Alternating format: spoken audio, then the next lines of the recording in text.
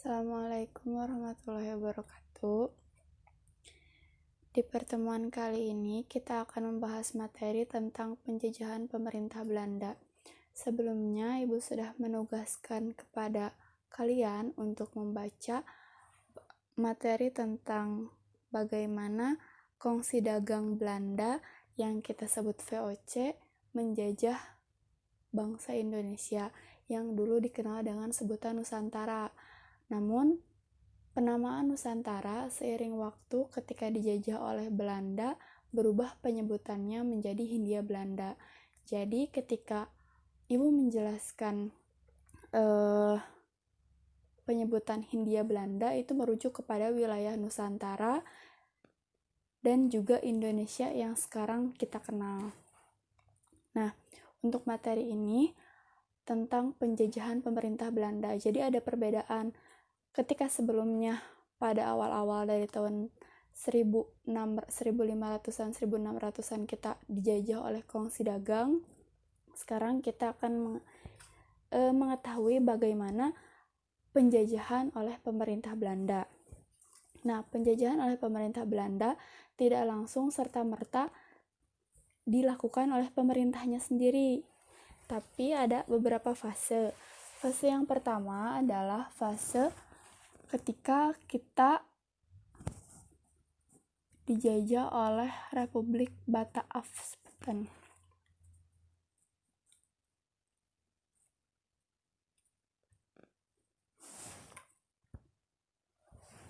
Dari tahun 1808 sampai tahun 1811.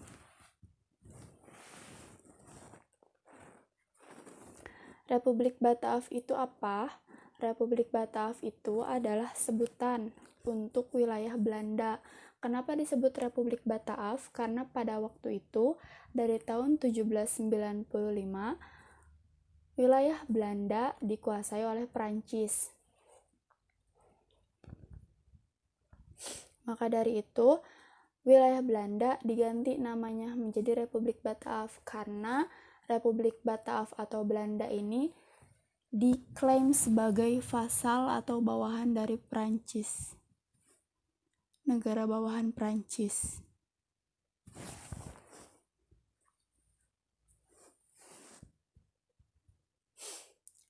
Prancis ketika menguasai wilayah Belanda dipimpin oleh seorang pemimpin yang bernama Napoleon Bonaparte.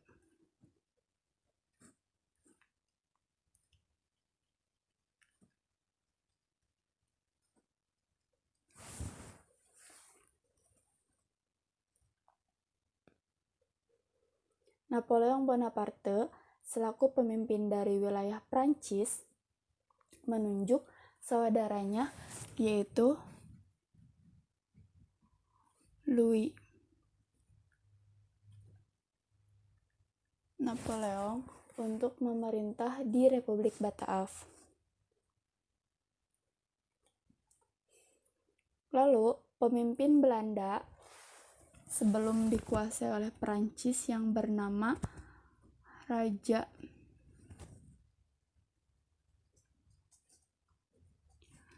Willem van Oranje atau Raja Willem kelima, itu ketika Belanda diserang oleh Prancis, raja ini melarikan diri ke Inggris dan di Inggris diungsikan ke kota Kew.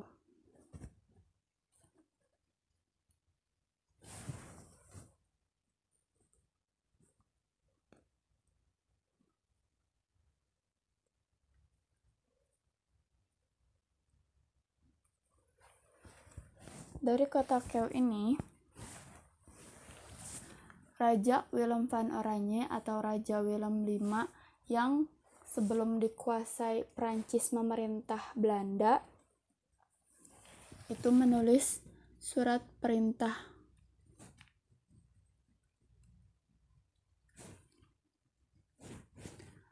atau yang dikenal dengan surat-surat Kew. Surat-surat KEU ini isinya adalah himbauan atau perintah langsung kepada seluruh penguasa yang berada di tanah jajahan Belanda agar memberikan tanah-tanah jajahannya kepada Inggris, bukan kepada Prancis. Karena pada waktu itu sekutu Belanda adalah Inggris. Prancis itu adalah musuh dari Belanda dan juga Inggris.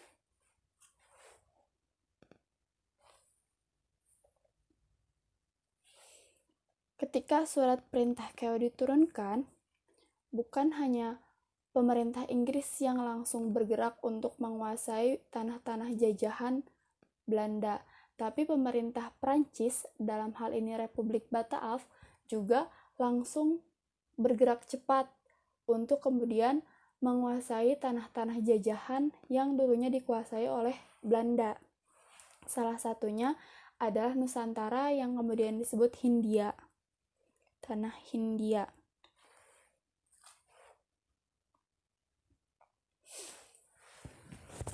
Inggris sedikit terlambat, maka dari itu pada awalnya Inggris menduduki wilayah Padang, Ambon, dan juga Banda. Sedangkan Prancis yang memulai pergerakan lebih dulu berhasil menguasai wilayah Jawa.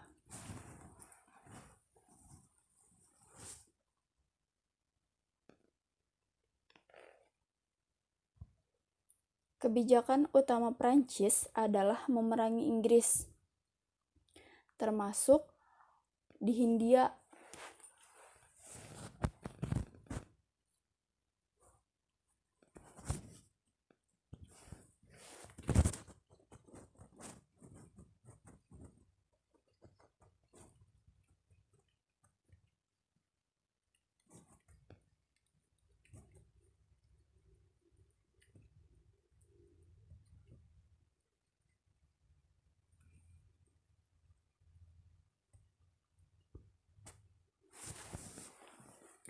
Nah, mungkin ini penjelasan singkat tentang apa itu Republik Bataaf, siapa Napoleon Bonaparte, Louis Bonaparte, Raja Willem van Oranje atau Raja Willem kelima, terus surat-surat KEU, dan yang lain-lainnya. Sekarang kita akan masuk ke tokoh. Salah satu tokoh yang terkenal, bukan hanya di Eropa, tapi juga terkenal di tanah Hindia.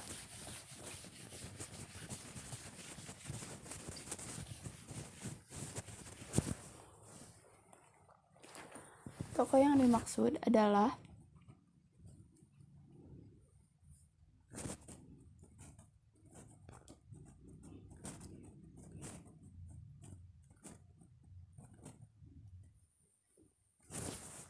Herman Willem Daendels.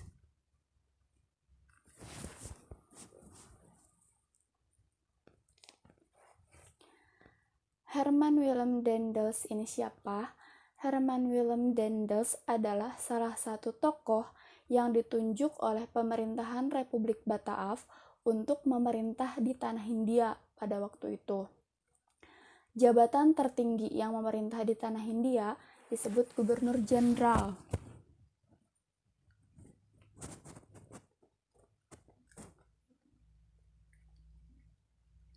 Nah, pada waktu itu Herman Willem Daendels atau yang lebih dikenal dengan sebutan Daendels itu ditunjuk sebagai Gubernur Jenderal atas perintah Republik Bataaf. Nah, Daendels ini merupakan tokoh kaum patriot. Tokoh kaum patriot itu apa? Kaum patriot itu adalah golongan yang mendukung ide-ide revolusi dari Prancis. Maka dari itu, ketika Prancis menyerang kepada Belanda, itu disambut dengan sangat baik oleh golongan patriot ini. Herman Willem Daendels mempunyai pikiran liberal dan sangat terpengaruhi oleh prinsip-prinsip revolusi Prancis. Ada 3 prinsip revolusi Prancis. Yang pertama adalah liberté, yang berarti kebebasan,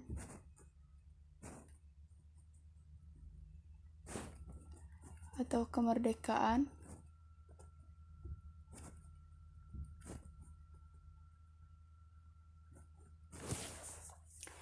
Yang kedua, egalite,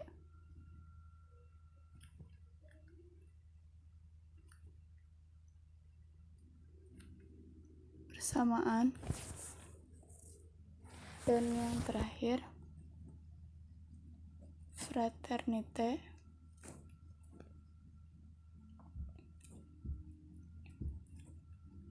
persaudaraan. Daendels sebagai tokoh yang mengemban misi dari Republik Bataaf dan juga tokoh yang liberalis ini membawa cita-cita untuk bagaimana kemudian tanah Hindia ini akan dijadikan seperti di Eropa, menganut asas kebebasan atau kemerdekaan, persamaan, dan juga persaudaraan. Tugas utama Daendels di tanah Jawa atau tanah Hindia adalah mempertahankan Jawa dari Inggris.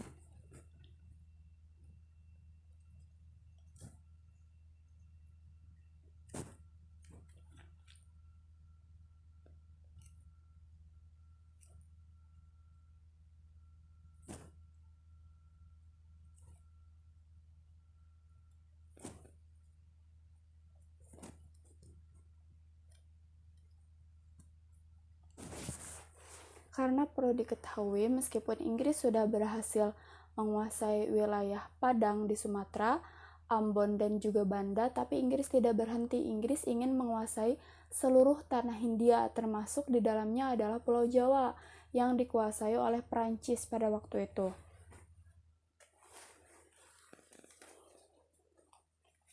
Tugas lain dari Daendels di tanah Jawa atau tanah Hindia adalah memperkuat pertahanan dan memperbaiki administrasi pemerintahan, serta memperbaiki kehidupan sosial ekonomi masyarakat di tanah Hindia. Karena dari pemerintahan sebelumnya, tanah Hindia yang diduduki oleh VOC, kondisi ekonominya sangat buruk, kehidupan masyarakat sangat buruk, korupsi terjadi di mana-mana, dan juga banyak hal yang harus diperbaiki. Maka dari itu, inilah salah satu tugas-tugas dari Daendels ketika memerintah di tanah Hindia. Nah, tadi kan Daendels selaku utusan dari Republik Bataaf benar-benar mempertahankan Jawa dari serangan Inggris. Padahal Inggris pada waktu itu sudah membuat blokade pertahanan untuk memblokir Batavia. Kenapa Jawa diperebutkan oleh Prancis dan juga Inggris? Karena posisi Jawa itu strategis.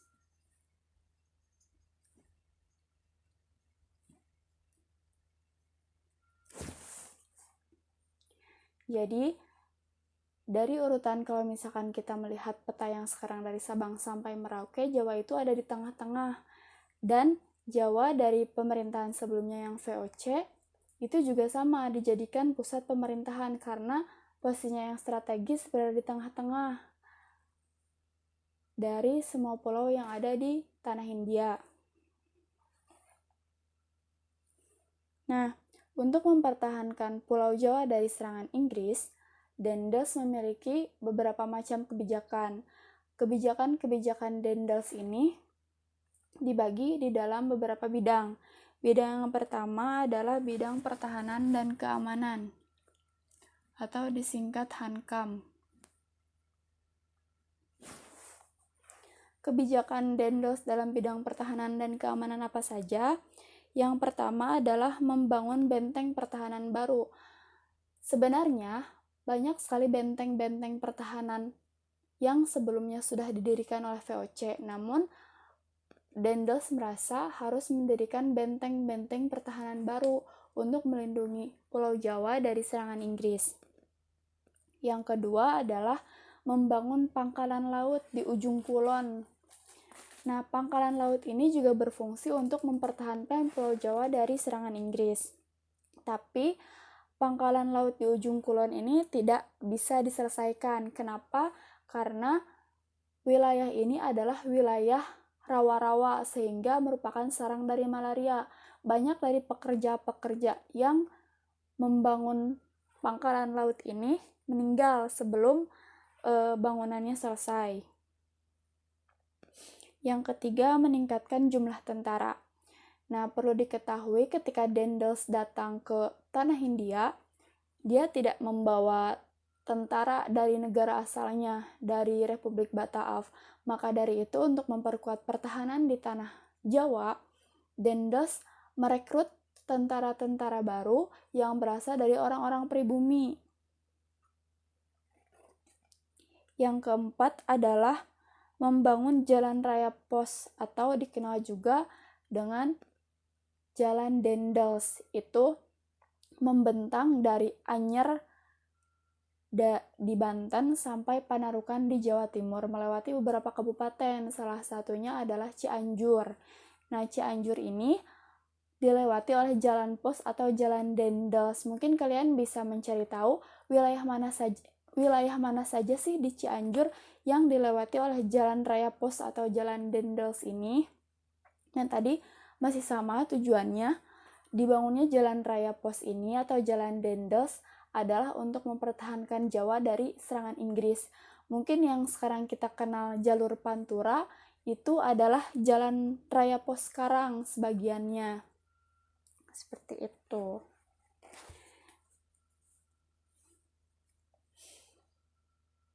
Panjang jalur jalan raya pos ini kurang lebih 1.100 km.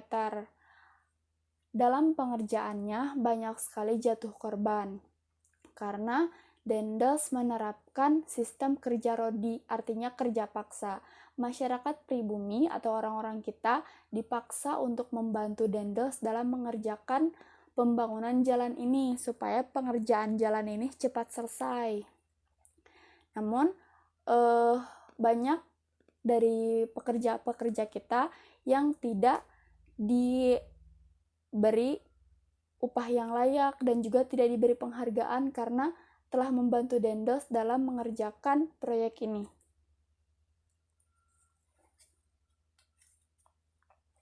Kan tadi di awal sudah disebutkan bahwa Daendels adalah tokoh yang liberal.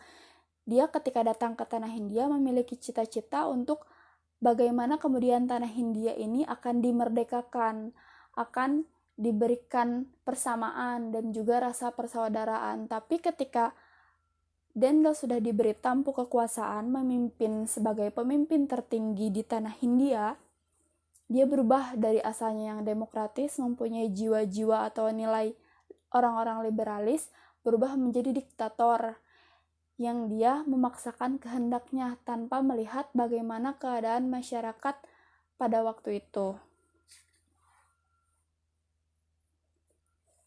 Nah, kebijakan Daendels yang kedua dalam upayanya menjalankan tugas-tugas di tanah Hindia adalah dalam bidang politik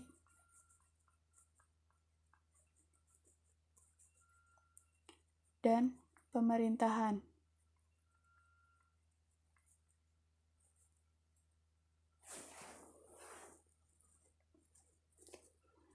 Ternyata ketika Daendels memerintah,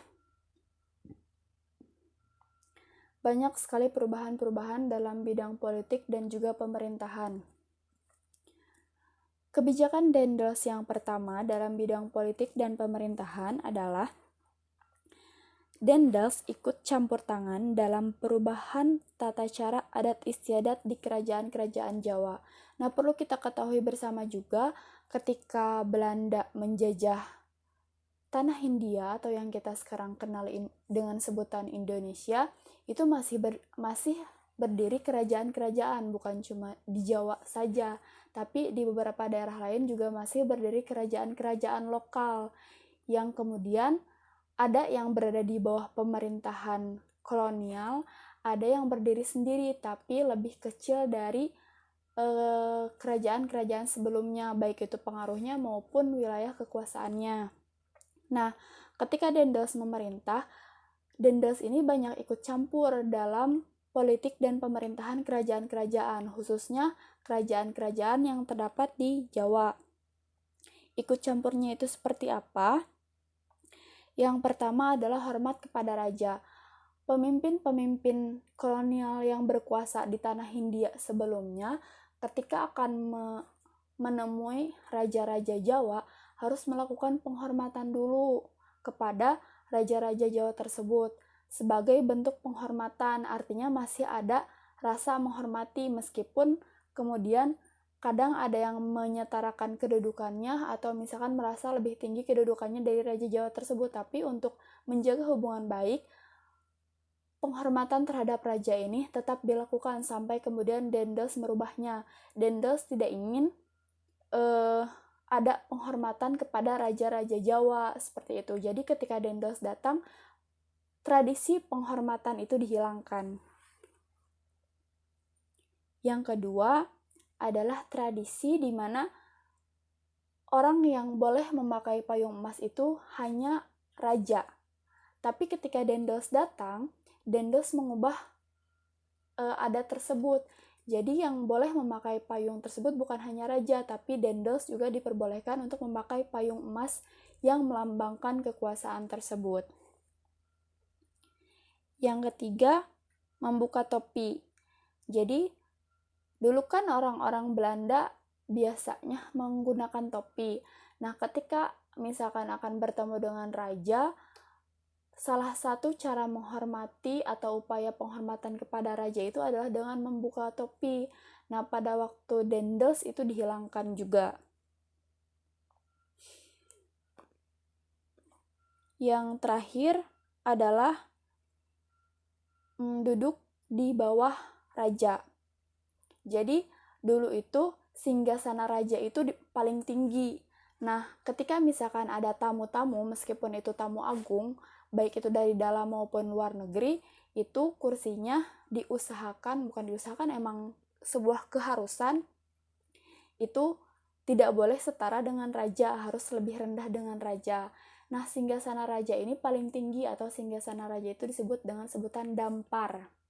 Nah, ketika zaman Dendels itu tidak diperkenankan oleh Dendels, katanya harus sama-sama tingginya dengan raja, kecuali yang lain itu tetap di bawah, tapi untuk Dendels dan raja itu disamakan tingginya. Nah, banyak dari raja-raja di Jawa yang mematuhi peraturan yang ditetapkan oleh Dendels ini, tapi ada salah satu raja, yaitu penguasa Kesultanan Yogyakarta, Hamengkubuwono II, itu menolak perintah-perintah Dendels untuk menghilangkan adat istiadat tersebut. Maka dari itu, Dendels berusaha untuk menurunkan Hamengkubuwono II dari tahtanya sebagai pemimpin di Kesultanan Yogyakarta. Nah, kebijakan Dendels yang kedua dalam bidang politik dan pemerintahan adalah membentuk Legiun Mangkunegara. Legiun Mangkunegara ini adalah pasukan khusus yang dibuat oleh Dendels dengan pemimpin di wilayah Mangkunegara untuk memerangi wilayah-wilayah atau penguasa-penguasa yang tidak menuruti perintah Dendels pada waktu itu.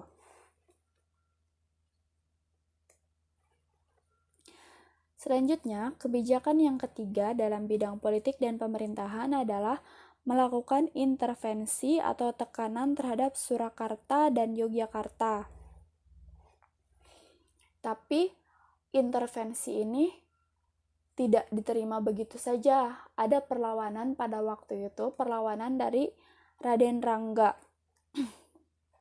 Raden Rangga itu adalah kepala pemerintahan mancanegara dari Kesultanan Yogyakarta karena merasa tidak sesuai dengan adat istiadat yang berlaku, juga tidak mencapai kesepakatan dengan Kesultanan Yogyakarta, maka dari itu Raden Rangga melakukan perlawanan. Tapi karena keterbatasan sumber daya manusia, keterbatasan strategi, dan juga keterbatasan alat perang, pemberontakan atau perlawanan Raden Rangga ini bisa dipadamkan oleh Daendels.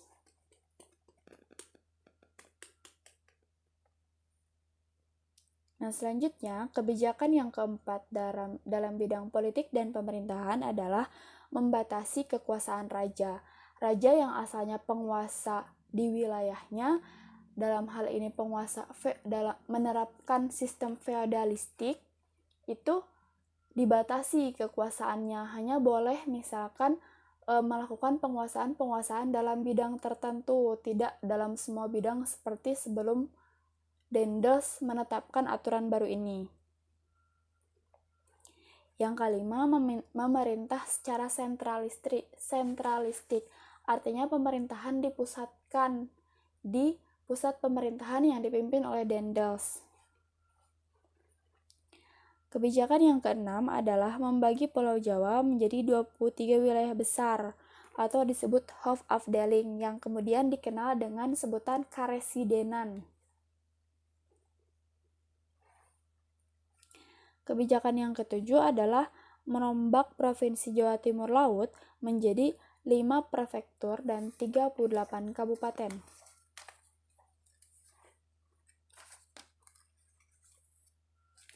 Kebijakan yang terakhir dalam bidang politik dan pemerintahan adalah bupati menjadi pegawai pemerintahan kolonial. Kenapa seperti itu? Karena dulu bupati itu seperti raja-raja kecil di wilayahnya. Wilayah itu benar-benar dikuasai oleh raja-raja kecil yang disebut bupati tersebut. Semua kebijakan itu tergantung oleh bupati atau pemimpin daerah setempatnya. Nah, ketika Daendels, hal-hal itu dibatasi. Jadi, si bupati ini menjadi pegawai pemerintah kolonial yang digaji. Artinya dia dibatasi juga baik peran maupun hak yang dia dapatkan. Karena sebelum-sebelumnya bupati ini tidak digaji, tapi menentukan sendiri penghasilannya dari upeti-upeti yang diambil dari masyarakat di wilayahnya.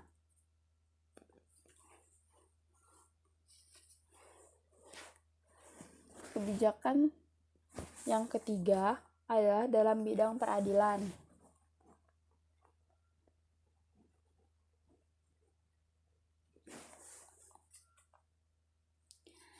Daendels dalam bidang peradilan ini, kebijakan pertamanya adalah membentuk 3 jenis peradilan.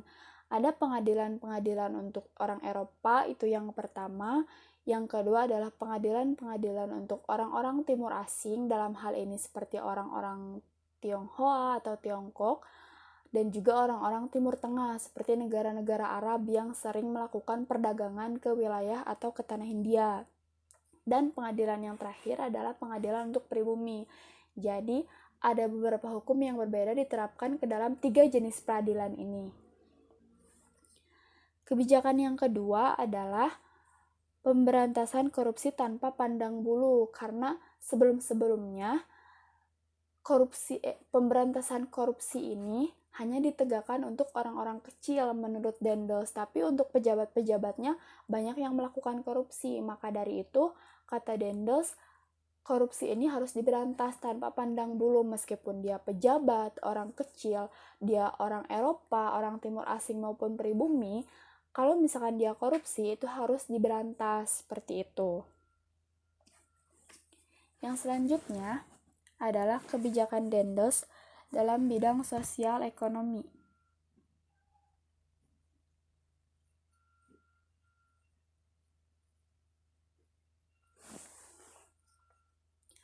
Kebijakan Daendels dalam bidang sosial ekonomi yang pertama adalah memaksakan berbagai perjanjian dengan Surakarta dan juga Yogyakarta. Jadi banyak perjanjian-perjanjian, baik itu perjanjian perdagangan, perjanjian wilayah, atau misalkan perjanjian dalam hal memerintah, itu dipaksakan untuk diterapkan, terutama di wilayah-wilayah yang masih berdiri kerajaan dan tidak menuruti perintah Daendels, yaitu salah satunya Surakarta dan juga Yogyakarta. Yang kedua, pemungutan pajak dan penjualan tanah kepada swasta. Karena Daendels ini basicnya adalah orang liberal, jadi tidak bisa melepaskan tidak bisa melepaskan pikiran liberalnya. Maka dari itu, kata Daendels, tanah ini akan lebih maju, tanah ini akan lebih menguntungkan negara induknya yaitu Republik Bataaf ketika diberikan atau dikelola kepada swasta. Maka dari itu, salah satu kebijakannya adalah penjualan tanah kepada swasta untuk memaksimalkan hasil yang akan didapatkan oleh Daendels dan dikirimkan ke tanah induknya yaitu Republik Bataaf. Kebijakan yang ketiga dalam bidang sosial ekonomi adalah penanaman tanaman yang hasilnya laku di pasaran dunia.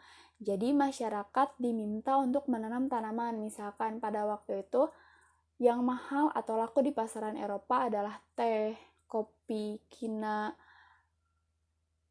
rempah-rempah, dan lain sebagainya. Yang keempat, penyerahan wajib hasil pertaniannya. Jadi ada semacam pajak yang dipungut dari masyarakat untuk memenuhi keuangan dalam negeri maupun untuk dikirim juga ke negara induknya yaitu Republik Bataaf. Kebijakan yang kelima adalah tadi masih penjualan tanah kepada pihak swasta. Nah, tapi setelah sekian banyak kebijakan yang diterapkan Daendels dalam rangka memenuhi tugas-tugas baik itu tugas utama maupun tugas lainnya di tanah Jawa, Daendels dianggap gagal dalam memaksimalkan pemerintahannya di tanah Jawa. Kenapa Daendels dianggap gagal? Karena yang pertama, Daendels dianggap merugikan negara karena banyak korupsi. Ternyata wacana Daendels atau dikeluarkannya kebijakan Daendels untuk memberantas korupsi tanpa pandang bulu, tidak kemudian korupsi itu hilang, tapi malah makin merajalela. Maka dari itu mengakibatkan kerugian bukan hanya untuk tanah Hindia, kerugian itu juga dialami oleh negara induknya yaitu Republik Bataaf. Yang kedua, Daendels dianggap gagal mempertahankan tanah Jawa dari Inggris. Inggris sudah mulai mendesak memblokade wilayah Batavia dan mengambil alih wilayah-wilayah lain di tanah Jawa. Maka dari itu, Daendels diganti oleh pemimpin atau penguasa di tanah Hindia selanjutnya.